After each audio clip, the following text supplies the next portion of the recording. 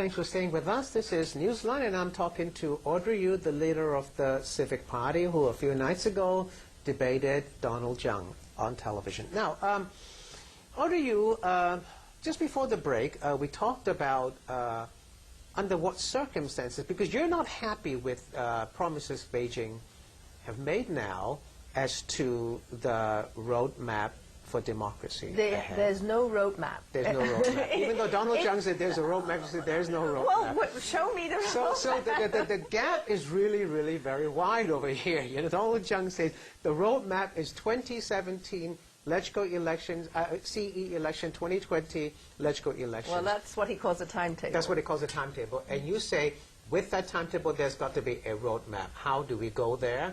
Do we get rid of the functional constituency? For example, split voting. I mean, is that going to be cancelled? For example, functional constituencies. Right. Are they going to be It seems like that's abolished? the key thing, right? And are they going to be all removed by 2020, or are they going to be removed, 50% at a time, or what? I mean, that's what I call by right. By now, I don't want to get too bogged down with functional constituencies, because this is a complicated issue. We've got 30 seats. It's really crucial. It is. This is what I'm going to ask you. Universal suffrage. There are 30 seats are held by so-called functional constituency legislators, and these legislators are not elected by the people, but by a small privileged group, depending 6% of the total electorate. And right. Actually, if you look at the 12 functional constituency seats with the smallest number of voters, is actually something like 6,000. Exactly. And they can block all the directly elected from people, the 3 million people. Right. I mean, that's how unfair it is. It is. 200,000 people vote for 30 legislators who can block major legislation. That's fine. So nobody says that they should stay in their current form. The argument here is some people say maybe they can evolve into something more democratic. It's been talked about for many years. Right. Nobody has yet come up with a workable solution. So you're sitting here now, Audrey, I'm going to ask you, you oppose the package that government now wants you to pass in LegCo next week for the 2012 elections. And then government says from then, we'll move on to satisfy your needs to democracy, right? But you've got to take that first step.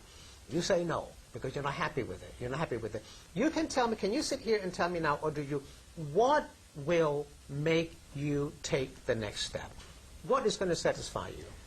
I've already pointed out, what I really want is a clear definition of universal suffrage. But tell me what that is. That functional constituencies must go. And that's not an unreasonable request, Michael. When you say must go, they must give you a promise now that they will be completely abolished by 2012? That universal suffrage means, it's just a meaning of universal suffrage. It means no functional constituencies. And the reason is simple.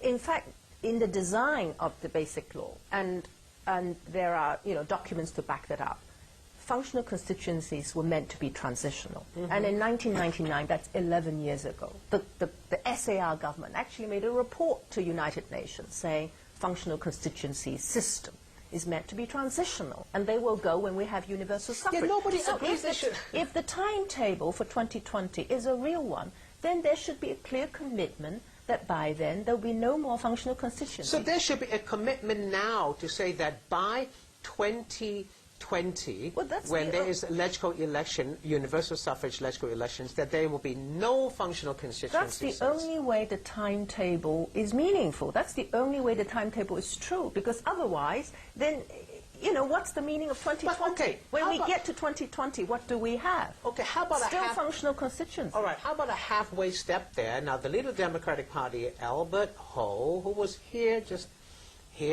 in the studio a couple of weeks ago, discussing issues very much like what we're discussing today. He is seen as a moderate Democrat. I thought I'm too.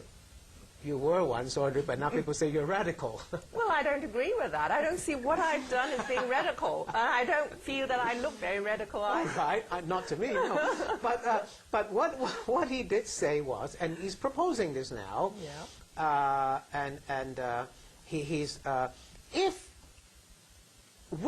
do you agree with what the Democrats want, which is, or what Albert Ho wants, which is that with the 6 or 5 functional constituency seats created, new ones, for the district council members, rather than the elected district council members electing these 5 seats to go in, 6 seats or whatever, to go into Legislative Council, that the people of Hong Kong will be able to elect candidates from the District Council who themselves were elected by the people. So only they can be candidates, and then the people elect them into LegCo.